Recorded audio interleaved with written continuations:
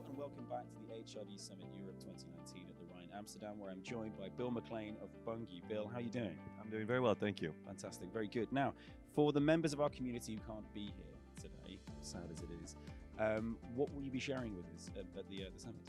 Today, myself and Deborah Borg, our global head of HR, we're talking about global HR operating in local markets. So how as a big multinational and global, I'd say US-based company, how do we operate in very small countries or global organizations all across the region? So what are the kind of challenges that you face in that kind of scenario? I imagine it's immensely challenging. I mean, the bigger the business, the bigger the challenge, right?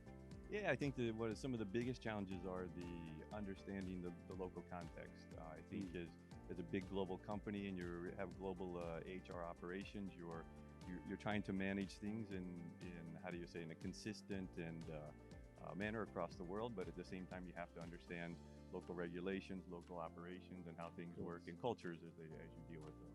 I can imagine. So when you come to an event like this, what kind of benefit do you think you might get from all these kind of HR professionals being in the same space? Do you find, is it the conversations you get into, or is it the talks? What is it you kind of get the most from?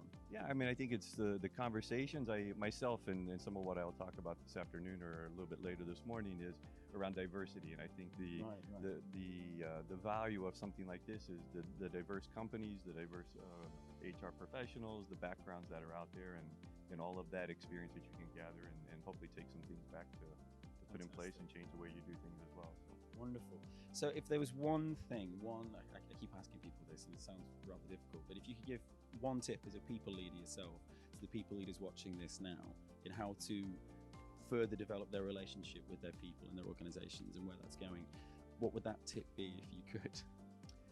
I think, and maybe it's just the recency a little bit, but I like the tip this morning around, do you have lunch with your people? With America, I think it's, as I sometimes or quite often, if I'm in Geneva where I'm based, I have my lunch at my desk quickly because I'm busy, and I realize at the same time, occasionally we'll have lunch or dinners with the team, and I do think that's important. So I do think connecting back with the people. I think we get too busy, we're too wrapped up in our daily lives and all the things that are going on, and I think it's important to connect with the teams that we work with. But again, from an HR perspective, making sure we're connecting broader with the people across the organization. Fantastic, Bill. Thank you so much for joining us, and thanks guys for watching. Stay tuned for more from the HRD Summit Europe.